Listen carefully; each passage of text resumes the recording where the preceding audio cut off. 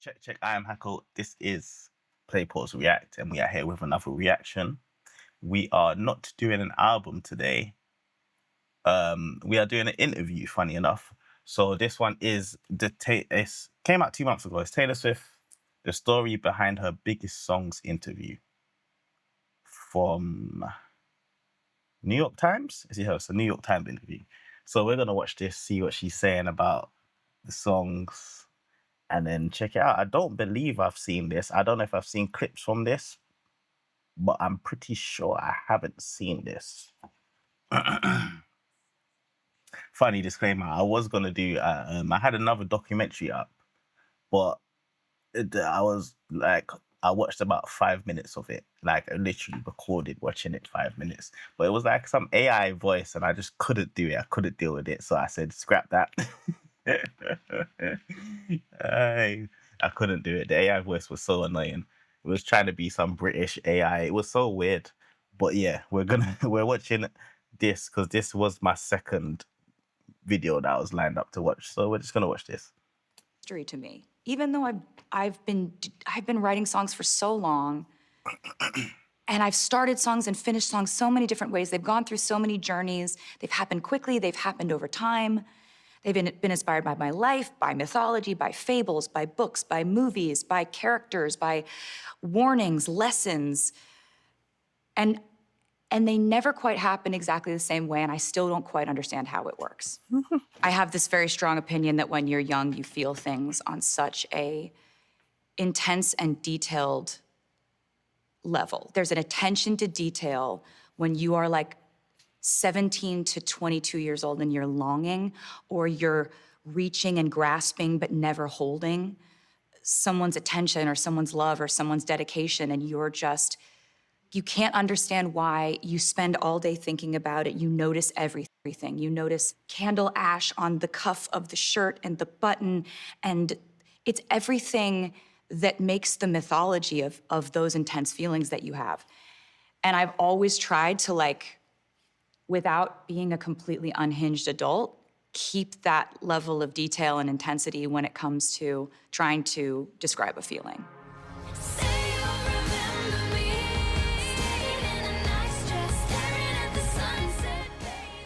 I started writing songs when I was...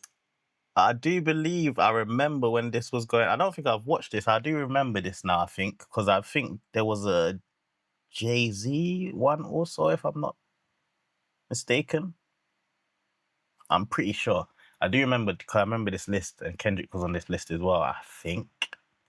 12. As soon as my love for singing and Also, quick side note, I've definitely been trying to get back into, like, writing music lately, just for the fun of it, just to try to be my mind working, and it's been hard as shit. So this this might help me. and picking up an instrument happened. Songwriting just spontaneously started becoming the entire cornerstone of my life. I think the first songs that I fell in love with was the type of songwriting that I think folk and country is really kind of known for. It's like that story time structure. Songs like Harper Valley PTA or Goodbye Earl by the Dixie Chicks, or like, any amazing Kenny Chesney song where, like, a hypothetical structure would be, first verse, little girl, learns a lesson that in the chorus her mom teaches her about. Then the little girl grows up and now she's a teenager and she realizes, oh my God, my mom was right about this. Now the second time you hear the hook, that same hook means something a little bit different because she's like grown up in her life. Then the bridge, maybe she goes on in her life. She has a... I've noticed she does that a lot. She'll progress a hook. Little girl, she imparts that wisdom onto her. And then if you really want to get me to cry, like, bring back that same first line of the song and end the song with it. So that was the first thing that made me think it's got to be country music.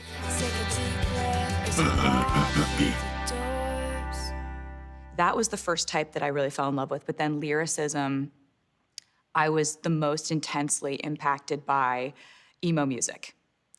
Right? Dashboard Confessional, Chris Carrabba, Fall Out Boy, Pete Wentz's lyrics, how they take a common phrase and then they just twist the knife of it, right? Like, I'm just a notch in your bedpost, but you're just a line in a song. Drop a heart, break a name, right? Like, it's drop a name, break a heart. But they switched it, and those are the kind of lyrics where I would read the lyrics to those songs, or the specificity of Hands Down by Dashboard Confessional, where I'd be reading those lyrics and I'd just finish reading a line and just go, oh my God. I got a publishing deal when I was 14. I was signed by a guy named Funny, because I don't read lyrics no more. But maybe I should.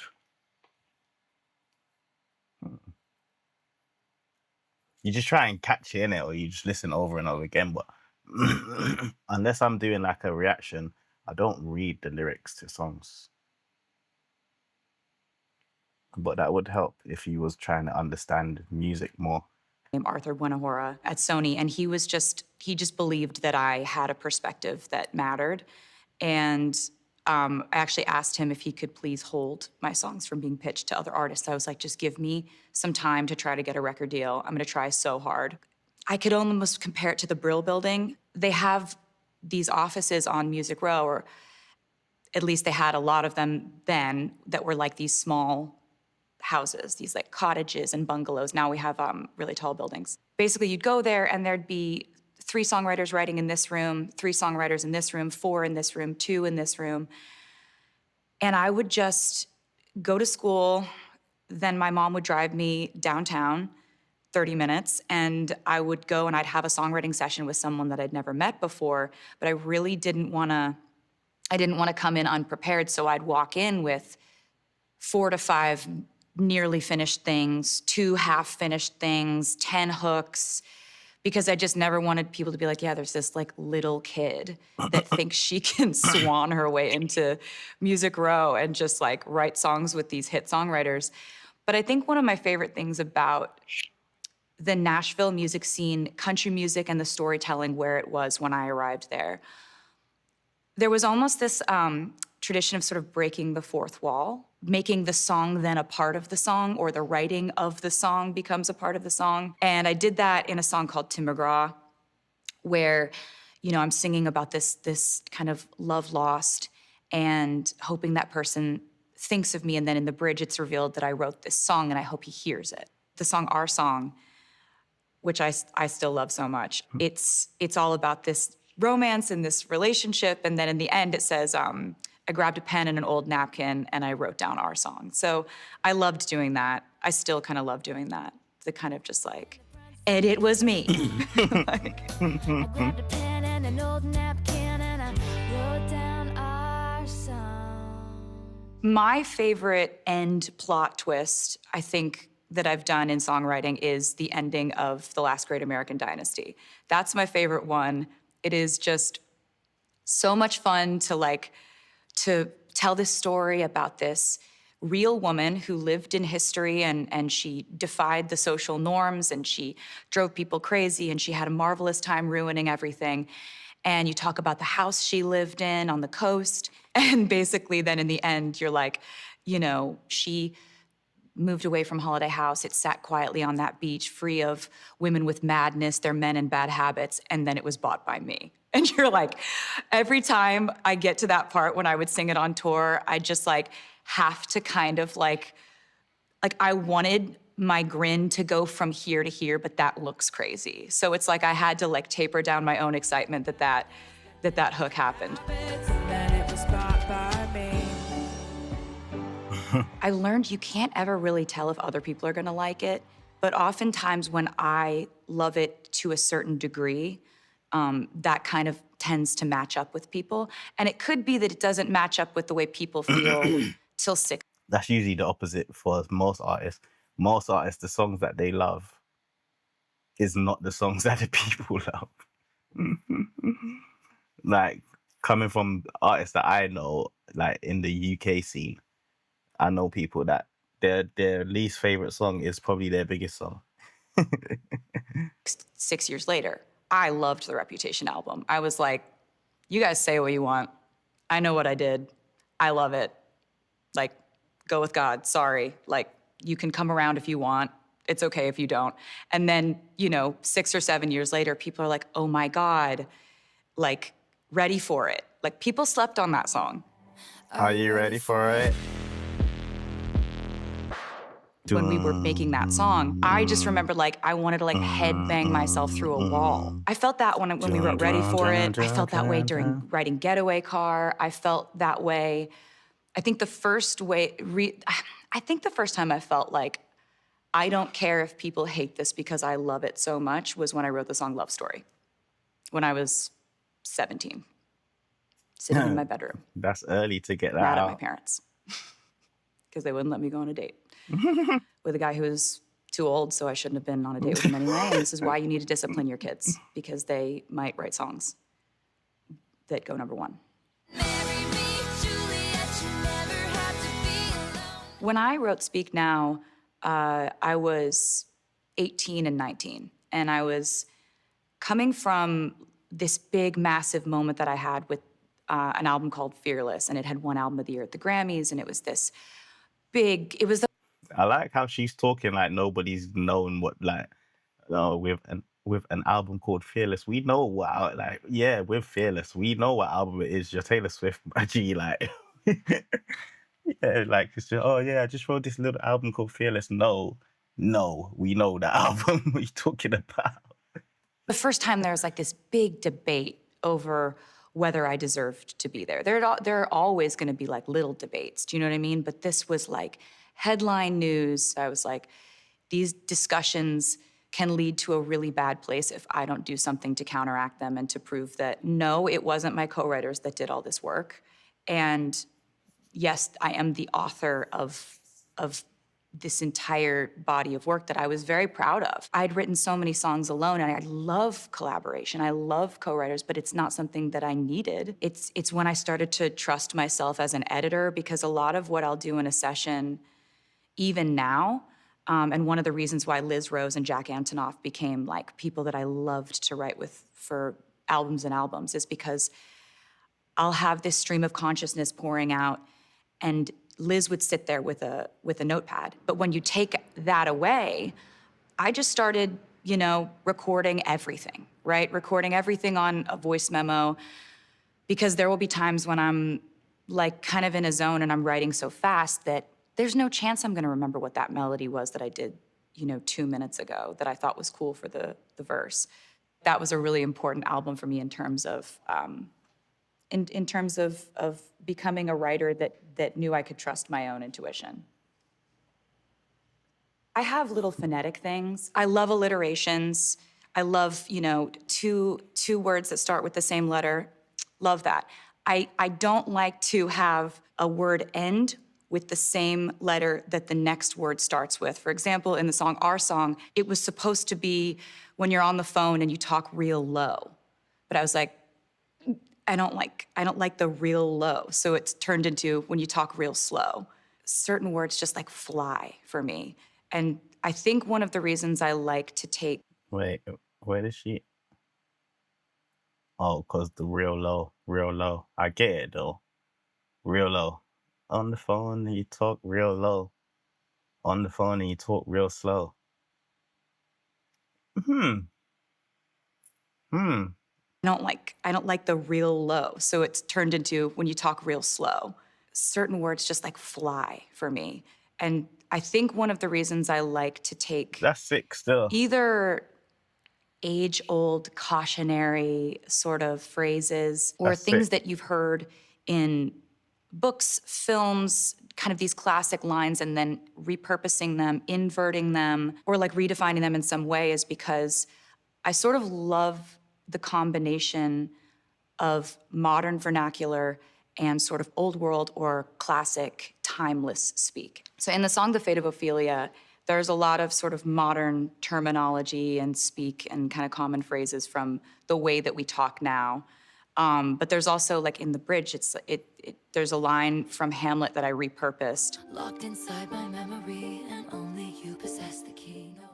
I really gravitate towards juxtaposition and polarity in a line, right? So, hey, what could you possibly get for the girl who has everything and nothing all at once? Our coming of age has come and gone. You take one word that's at the beginning of the phrase, and then you take its opposite.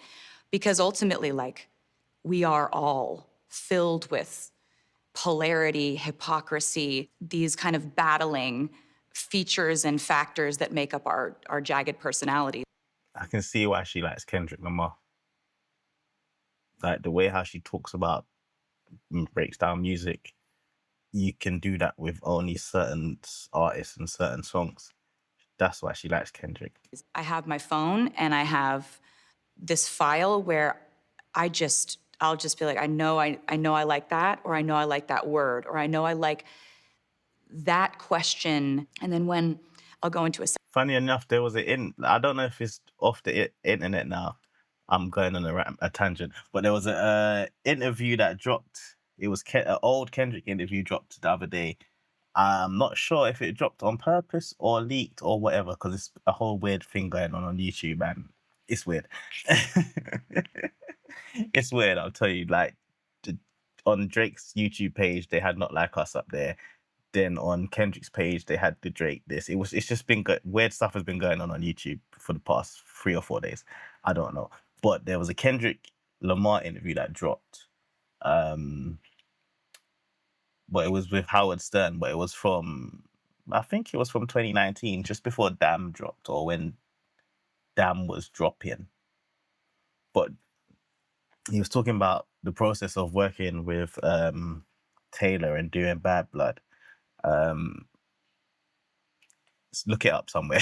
I'm sure they must have clicked it up on the TikTok and that nowadays. But he talks about the process of how he recorded Bad Blood and him and Taylor in the studio vibing. So that was a good little tidbit, I suppose. session, I don't have social media on my phone. Like, it looks like I'm just endlessly scrolling, but I'm scrolling through the words in my file. If we're in the middle of writing a song, I'm searching for a perfect line that I thought of 4 years ago at 3 a.m. I think the importance for me of a bridge, it just feels like she loves a bridge. I remember I'd be telling you, she loves a bridge. we're painting a picture, we're setting a scene. We have this opportunity as a songwriter to tell an entire story, an entire movie, or a very detailed description of one scene in a movie, or a very nuanced dynamic between people, or a complicated emotion. And we have only so long to do this, you know? I've written some really long songs in my life, but for the most part, they're between 3.5 and 4 minutes. You can start like painting the picture in the verse. You can get to the heart of it at the chorus, but then the bridge can be where you zoom back, you walk 20 feet back, and you see what this entire painting was supposed to be. Like, you've seen brushstrokes, you've seen the color tones, but the bridge can be when you step back and you feel everything that piece of art was supposed to make you feel. That's just how I feel about bridges.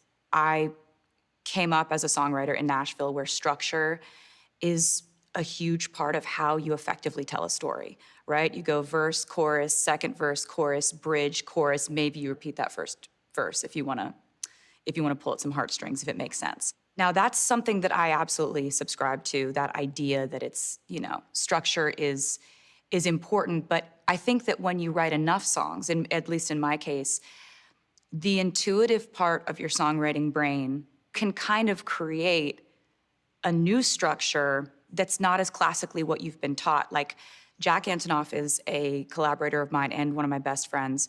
We established this thing that we love to do, and we call it the rant bridge. I could point to examples like Out of the Woods, Is It Over Now, Cruel Summer, and oftentimes we love these rant bridges where it's basically like stream of consciousness, endless pouring out of emotion, intrusive thoughts, like blended with metaphor, with discussion, with shouting. Like, you want this rant bridge to feel the most intense of what that feeling is that you're trying to establish over the course of the song. And you want it to kind of be a crescendo.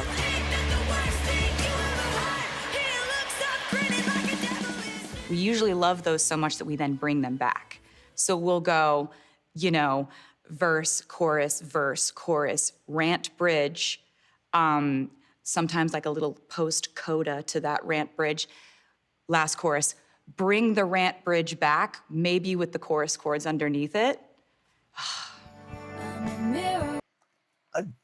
she's talking. I get it. I understand what she's saying, but in my head, I'm thinking, how do you fit all of that into 4 minutes? Because when it comes to rap, it's either with rap, it's either verse, chorus, maybe you put a bridge there, second verse, then chorus, and then you're out. There's no space. There's no space for no rant bridge, this bridge, that bridge. There's no space because that there, this there in rap, that takes up about 4 minutes. So now I'm thinking, how long? I don't understand how short is her verses. Because in rap, it's like 16 bars. So you have a 16 bar verse. That's like, that takes up like 48 seconds, 45 seconds, about that, if my brain's right. Then you have a 8 bar chorus, which half it, 20 something seconds. Then you have another verse, which is another 40 something seconds. Bridge, then chorus, which is usually, a bridge is usually 8 bars, chorus is 8 bars. So 40, like 40 seconds, 40 seconds, 20, 40. Maybe if you shorten, if you're having 8 bar verses and 4 bar choruses, I'm talking jargon. I just realized I'm talking mad jargon. I'm talking bare music jargon. I went off. Let's go back. The Mirrorball bridge. This was I was talking a lot there. Don't mind me. Jack sending me a track during COVID, and me immediately knowing that it needed to be about how I felt as a performer and an entertainer within this moment when entertainment and art has effectively shut down. I'm still gonna stand on this tightrope. I'm still up on the trapeze. I'm still gonna try to do tricks for you. But at the same time, you know, being a person in the public eye, I've really begun to realize that you are a mirror. Like, you are a mirror for your fans, for the media, for people on the internet, for just random, just people who don't even really care about your music, but they know who you are. However they feel about themselves and their life will be projected onto how they perceive you. Spinning in my highest heels, love, shining just for you. A public person who makes art is a mirror ball. And that's part of why I've been able to keep my wits about me through all this, because I know that.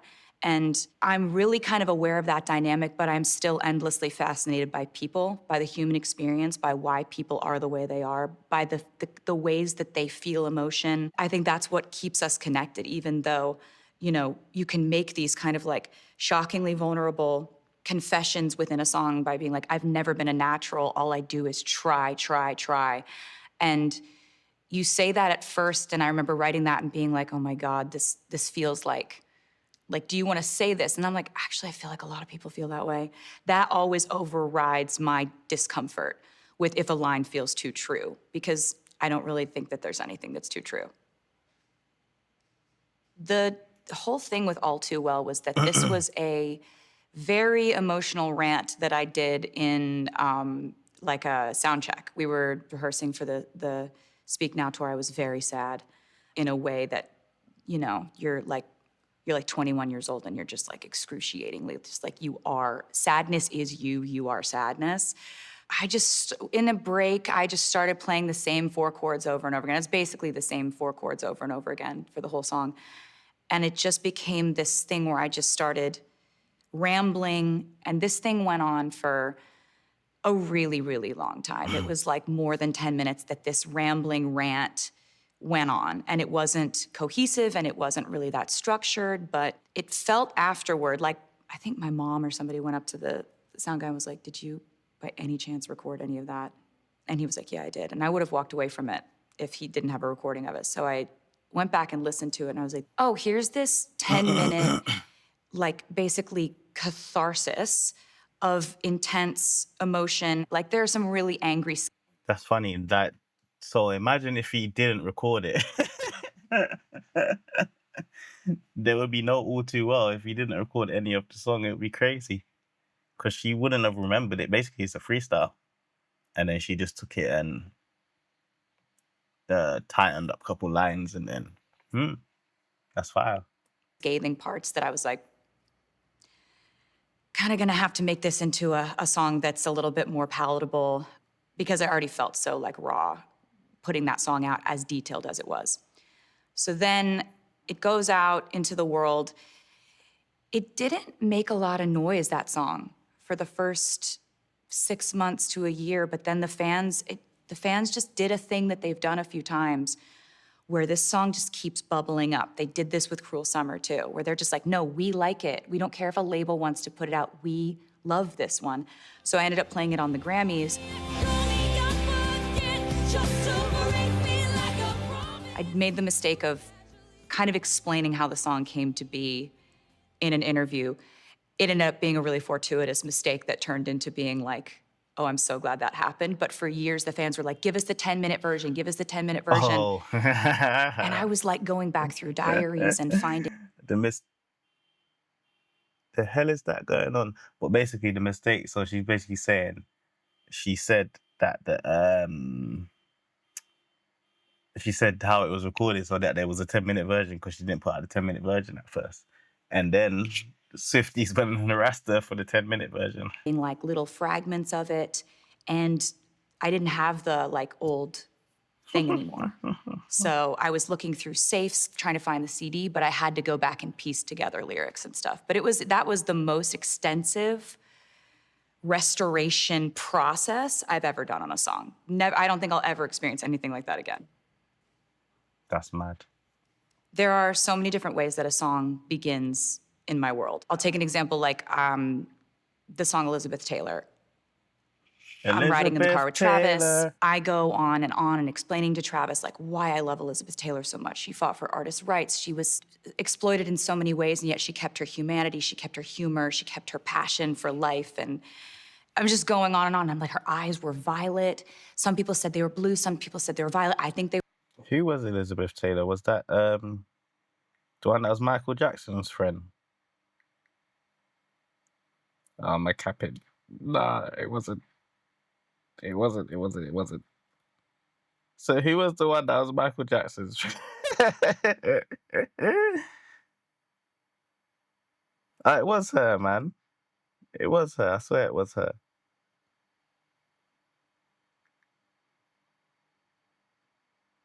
Yeah, it was her.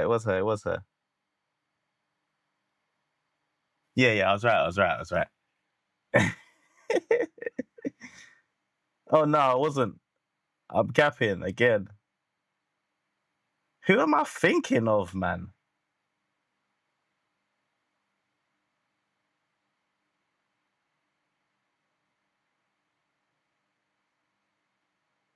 I think it was. But then also, Liza Minnelli just popped up, so that confused me. But I think they was both, like, his friend. But yeah, Elizabeth Taylor was British.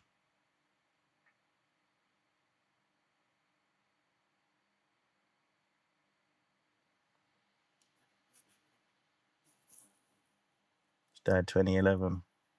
Rest in peace, Elizabeth. Okay. They were violet. And we arrive, we get home, he gets out of the car, and I'm just in my head, I'm like, this intrusive melody of like, I'd cry my eyes violet, Elizabeth Taylor. And I'm just like scrambling to open my record like app on my phone. But that's like one of those spontaneous places where it floats down like a cloud in front of you, and all you have to do is grab it. And the song transpires from there. It comes as if from nowhere. That's a really fun way that songs come about. That's the way it happens most of the time. Another way that a song could happen is that someone, a producer that I love to work with, like Aaron Dessner or Jack Antonoff, could make an instrumental, send it to me, and immediately I'll write what's called a top line on top of it. That's the vocal melody and the lyrics. Another way of writing songs is that you're in the room with your collaborator and one of you starts playing something, like, for example, like Jack starts playing this piano part, and it turns into this song called New Year's Day. That piano part was just like enough to springboard the entire song. There's glitter on the floor after the party. Writing sessions is a way that I love to write because you're all in the room, everyone's bringing ideas, everyone's chiming in. I always apply the rule, may the best idea win. I don't care if it came from you, or me. If it's better, that's what goes in the song. And I do kind of like it when people challenge me on something, because I never want to be in the room with creators who are afraid that if they have a better idea, like they can't argue with me because it must be my idea that makes it through. I'm never gonna grow that way. Well, I think that, the 2010s was a time for women in the entertainment industry that, like, we need, like, we'll talk about it later. Like, we're all just still, we're all still limping away from that. And I think that conversations are much more healthy now around, there's a difference between art and, like, going and ranting on an Instagram live. Like, there's a difference. This is a song. This takes craft. This takes skill. This takes expertise. But I also am really excited that, like, I'm a massive Somber fan of his songwriting, and his lyrics are so intensely confessional. I don't, like, want another man's child to have the eyes of the girl I can't forget. Are you kidding me? Like, having a male artist say stuff like that is really good for the cause of women to be able to say stuff. If there's any way we can make confessional songwriting a little bit more of something that isn't like, people take that as sort of like you were being messy or whatever, you have to be fair to everyone then. Are rap beefs messy? Yes. Or are they confessional? Like, we've gotta just That like, was a mess. let's make it a music conversation rather than just like ganging up on the female artists. And I think the more Rap beefs male are messy, artists bro. that are messy or emotionally complex or confessional or upset, the happier I am. I can only speak to me, but as I've grown up, the intensity of the sort of, no pun intended, message in a bottle nature of my songwriting has shifted and changed into something else. It used to be like, I can't tell a person how I feel, so I'll write it in this song. Rap beefs are the definition of messy. Yeah, people die over that. Rap beefs are disgustingly messy. I'm not gonna lie, it's the worst example she could have put up. And that was really important for me at the time that it was important for me. It's also, important when you're in your early 20s and there's someone you shouldn't talk to and you don't want to call them because they're bad for you and it's toxic, so you write it in the song and that's where it lives, like almost as a method of like self-control or self-preservation or something. But for the Folklore album and everything like that, it wasn't as a response to having a public life and the intrusions that come with that. It was really more of just wanting to challenge myself as a writer. I really have always just thought it would be so amazing to write books. And it's so exciting to have the challenge of, could I get enough plot points in a 3.5-minute song to where people felt like they read something after they heard it, or just take you back to that bedtime story kind of. I can agree with that. Some of her songs definitely feel like a page from a book, or like what do they call it? A fable or something like that. Tell me a story. I want to be able to put my own image on these characters. And it was really amazing when it opened up. Remember when I made up a whole... See, she would like that. I knew she would like that. I was getting hate for that, making up a whole story and that. My world, I don't think my songwriting has ever been the same after Folklore. I have always had a little bit of that sort of character play in my songwriting since. And I hope it never goes anywhere because it's really fun. You heard the rumors from Inez. You can't believe a word she says most times. This time it was true. I kind of like being a narrator that's not the person I relate to. So the narrator in Clara Bow is either a studio, like a Hollywood studio person, or a label executive who's sitting in my mind behind a desk and meeting with a brand new starlet who's just come to town. The exec says, "You look like Clara Bow in this light. It's remarkable. You're so special, you're amazing, we're gonna make you just like her." In my mind, that girl was Stevie Nicks, right? So Stevie Nicks sits down, they tell her she looks like Clara Bow, she's got those big moon eyes, and we're gonna make you just like her. Don't worry, we're gonna put you through this machine and you'll be a god. The second verse says, you look like Stevie Nicks in this light, the hair and lips. So in my mind, that was me that sat down opposite that desk, right? I sit down at a record label and they're like, you look like Stevie Nicks, we'll make you the next Stevie Nicks. And basically, you learn that like you're in this machine and they're trying to make you into a woman that they just idealized. It's funny because I was just searched up Stevie Nicks to remember who she was, but I saw that she's from South Park.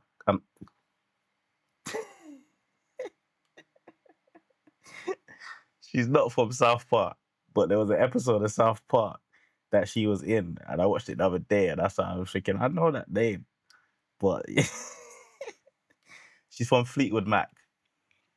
But yeah, I remember there was an episode of South Park. Oh my gosh, that show is ridiculous, but And then discarded. Like the entertainment industry love bombs women, right? We love you. We don't know who you are. Why are you even here? And so in the last verse, in my mind, it's a new artist that sits down across from a record label desk and they say, you look like Taylor Swift. In this light, we're loving it. You've got edge she never did. The future's bright, dazzling. And because that's also another thing that you get when you're a female in the music or the entertainment industry, movies, whatever. It's like, oh, you're like this person that we like. They name a big name and they're like, oh, but you're gonna be so much better. It's gonna be so no, it's gonna be cooler. You're so much better. Like to offset the comparison. On Red, there was a song that I wrote alone in a hotel room when I was 22 years old called Nothing New, where it sounds ridiculous, but at 22 years old, I felt completely washed up. I felt like maybe the only thing that made me special was that I was this like 10 years by now. She's been in the industry for 10 years. You're a vet. teen phenom, whatever I was looked at as. So I wrote this song and it includes lines like, you know, how can a person know everything at 18 and nothing at 22? Because when I was 18, I had the Fearless album come out and I had my first international #1s and everybody was like, oh, this writing, it's so true, it's so honest. She feels like she deserves to be here. And then there was this big upheaval of, no, she doesn't. No, she doesn't. She sucks, actually. And it was like, it really turned the tables on my perception of like love can be so quickly handed to you and then taken away. And it's this kind of strange thing with fame. And that was the first time I ever grappled with that. Somebody was like, oh, you're 22 years old and you're saying like, are you tired of me? If you're not yet, are you going to get tired of me? Because it's usually something that you would sing about later in life, but the entertainment industry, I'll tell you, there's 10 years for every year you're in it, but it's fun. Songwriting is something that it's a very intimate, tiny little thing for me. I have a lot of things I like to do. I like to bake, I like to make art, I like to paint, I like to sew, I like to write songs. And I try to keep it as like dear to me as those other things I just named. I have to know that like there's certain things that we have as a tradition between me and my fans. They love for an emotional song to be track 5. Yeah. There's like special things like that, but at the same time, there's sort of so many of them now, which is great, but there's corners of my fan base who are gonna take things to a really extreme place. There's nothing I can do about that. There's people who are gonna try to like do detective work, figure out the details. Who is that about? What is this? When it gets a little bit weird for me is when people act like it's sort of like a paternity test. Like, this song's about that person, because I'm like, that dude didn't write the song I did. But that's part of it. You have to hold tight to your perception of your art and your relationship with it, and then you just kind of have to like, there it goes. Hope you like it. If you don't now, hope you do in 5 years. And if you never do, then I was doing it for me anyway. Yeah, criticism has been a huge fuel for me. It's been a huge jumping off point, like a creative writing prompt or something. There are so many songs in my career that would not exist, like Blank Space, would not exist if I hadn't had people being like, here's a slideshow of all her boyfriends. Like, and then Anti-Hero is a song that I'm so proud of still. Like, that song doesn't exist if I don't get criticized for every aspect of my personality that people, you know, have a problem with or whatever. Did you hear my covert narcissism, like disguises altruism? My favorite thing when I sit down with new artists or songwriters is I'm like, why are you reading your comments? Like, that's too much of it. Like, you're inundating yourself with too much criticism that doesn't really have a focus. But I think a little bit of it, you gotta just be like, this is part of it. Like, don't make this make you stop writing or make you edit yourself or whatever. If it's an interesting point to you to kind of respond to, then that's a gift for you to be able to write something. Maybe you wouldn't have written something that day. But don't like, God, don't go to the like notes app and post it. Like, write about it. Right? Make art about this. Don't respond to like trolls in your comments. That's not what we want from you. We want your art. You say that, Taylor, but in this day and age, I don't even know if they want the art anymore. It's a sticky. All right, pause. It's a sticky world out there. You know what I mean? I don't even know if they still want the art nowadays. I don't know what they want. I can't tell you. It's tough. And if they do want the art, they want it for about a week and a half. And then it's on to the next one. Stop. But yeah, that was one thing I do notice. Every time I watch her talk, like in interviews or just talking normally, she's very passionate about music. She definitely gives you a good insight into music, and obviously because she's so big and done everything, it's actually good to listen to her and see her perspective on how this thing goes and what it is. The writing breakdown, she went deep. And I say I was talking some jargon, but she was definitely going deep as well. So, and you can just tell that she loves music. So I do believe, the money or not, she would still be who she is and still be making the music she does. Yeah, the money's just a benefit. I think, well, the money's a big fucking benefit, mate. Especially her thing. But yeah, like, I still believe like she would be just some person in a bar if she wasn't who she is now, but it would still just be Taylor Swift, if that makes sense. So yeah, and I like watching her interviews because they actually do provide some insight. I might watch it back again on when she was talking about some of the writing breakdowns, like how the song structure and stuff like that. It's quite interesting. And then that thing she said about the real low, so like the last letter of a word coming, that is actually makes perfect sense, and it is something that you should think about.